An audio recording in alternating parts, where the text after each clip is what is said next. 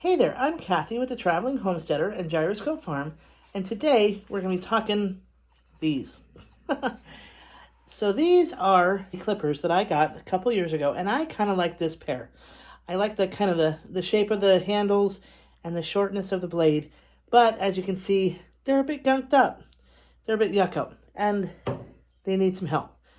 And because I'm kind of on the cheap right now, I spent my money on these in the first place so I could have a nice set, but I now need to restore them, you might say. And so what I'm going to do is use some WD-40 sandpaper and a little tool I got with another set of clippers that I got from Costco a couple years ago. And so hopefully, with just a little effort, I can make things happen. And so I'll show you how I do that. So first things first, these are all the tools that I need to clean these handy dandy clippers. Now, these clippers I've had for a couple of years, and they ended up overwintering, and so that's why they were outside, and so that's why they got so gunky. But all I need is, this happens to be 50 grit sandpaper. This is a wire brush. This is my little sharpening tool, and then some WD-40. Now, something else you could use instead of WD-40 is starter fluid. Or if you just don't have the means of going out and getting something else, you can use like a vegetable oil, as long as you wipe it down really well. But we want it to have something that we can get in the small spaces of our clippers, like down in between the blades, right down in there, in like with around screw areas, so we can, and if we need to take it apart, we can. So now that I have my tools here with me, first of all, what I'm going to do is I'm going to take my clippers and sand off, do kind of a rough sanding with this. And I want to make sure that they're kind of as clean as I can make it. I'm trying to get in the corners. You can kind of see down through here that it's a little bit junky. But if the goal of this is to try to get this rust off as much as I can. I probably won't get all of it off, and that's okay, but the main area is the cutting area in here and here. So by getting all this extra off, hopefully it'll look a little better, and I can get the WD-40 in the crevices to make it kind of run a little bit better too. And as you can kind of see here, it's already starting to shine up slightly. But that's why this is just the first part, and I'll be hopefully getting it looking better as I go.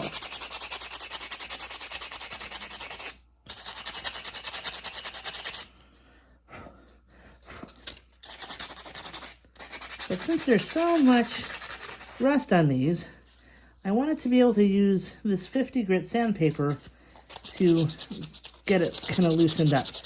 Now, you might notice here that on the edge of this particular blade, there's a little bit of a bevel, and that's the cutting area. So when that area meets this area, that's what cuts the item that I want to cut with it. So that's why I want to kind of pay special attention about getting that as clean as I can right off. But I'm going to be using this other tool to help get this clean as well. Now, as you can see, it's kind of already starting to kind of show up a little bit. But this is just as important as that, because it's the other half of the cutting surface.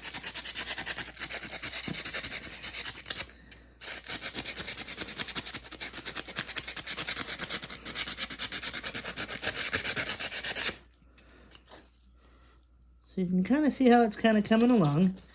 And sometimes I will maneuver my paper in different spots because it'll just wear. Now, the higher the number, the coarser the sandpaper is on this. So that might be something to remember too. So if you have a really fine sandpaper, that probably won't work on this so well. Actually, I think I said that wrong. It's the higher the number, the finer the paper. So this is a low number, and it's coarse.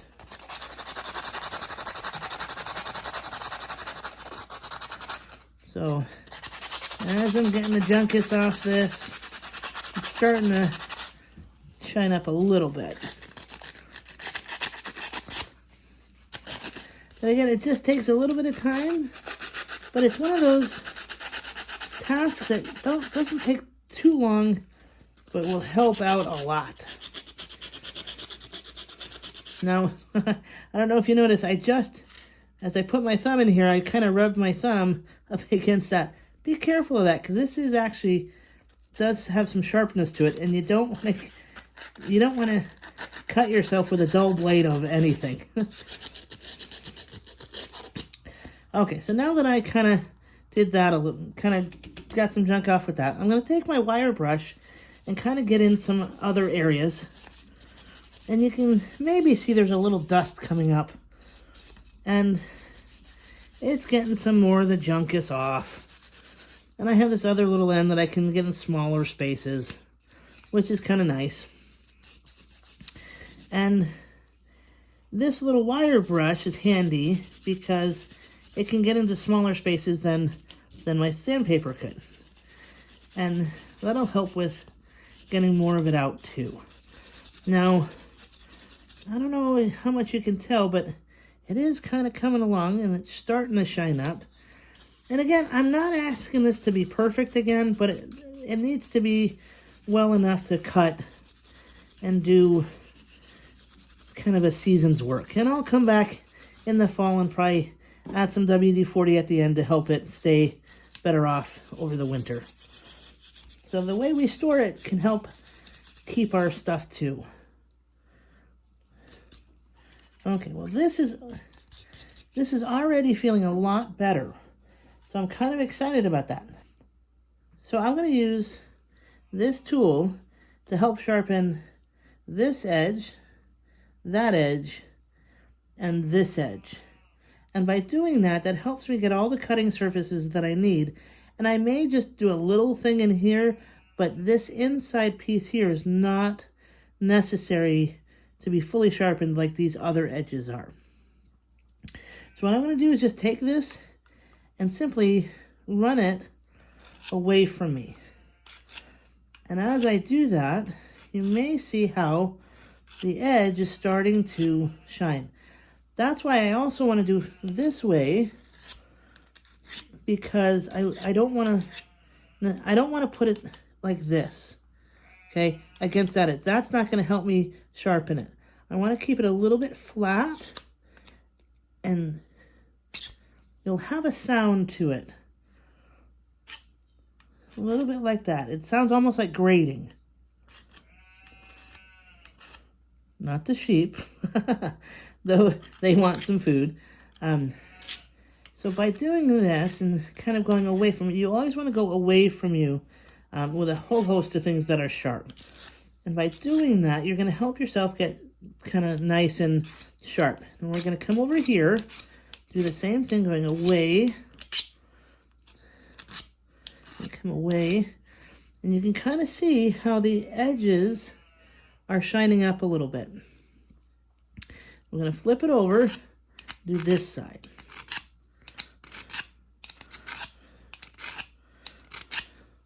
And I don't know how well you can see this, but there's little bits of metal that are kind of shown up. And that's what this is doing. It's filing the metal on here to help it be sharper.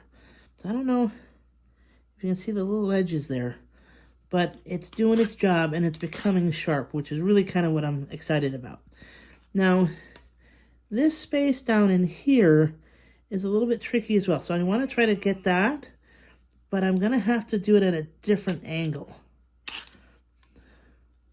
So I want to make sure I get just so. But as you can see, the cutting edge is really from just above my fingernail up to the tip, which is over here as well. It'll come down to that midpoint. So I may try to do a little bit more just to help it out.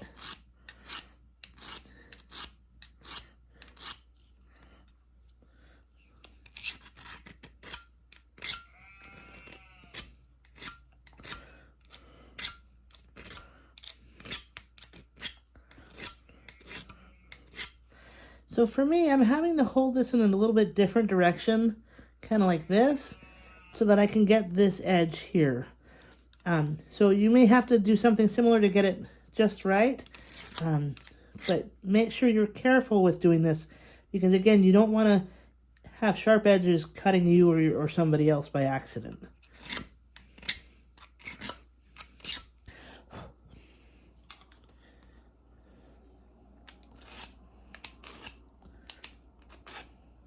So I don't know if you heard that, but that's the sound you want to hear of it sharpening.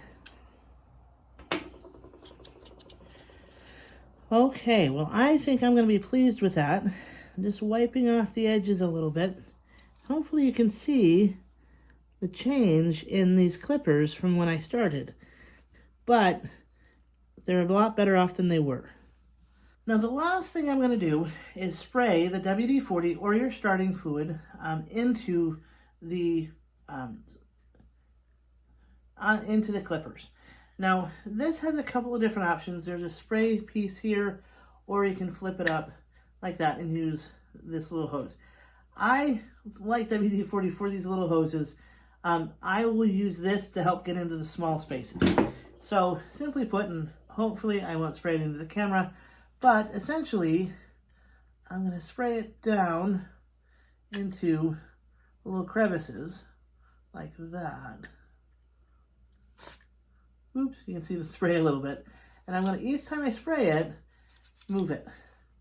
And then, and down in here, ooh,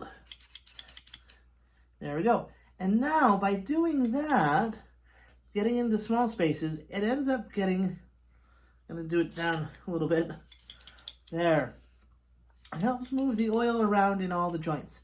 And believe it or not, this is moving a lot better than it was. So I'm really excited about how this might work in my garden.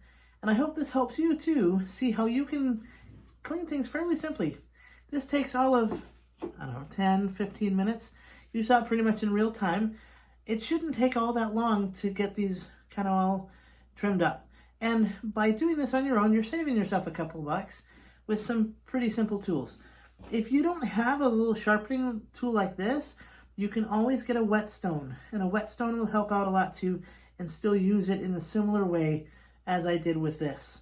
So whetstones are pretty helpful as well. Thanks for stopping by and helping me fix up my pruning shears. And I look forward to seeing you again. If you have cleaned up any of your tools yet, or have any secrets that you want to share, put it down in the comments below. I'd be eager to see what new tips and tricks can be done to help make this even simpler to do than it already is. So if you haven't already, click the subscribe button, leave a comment, and come back again for some more. I hope to see you again soon, and thanks for coming to Gyroscope Farm and the Traveling Homesteader.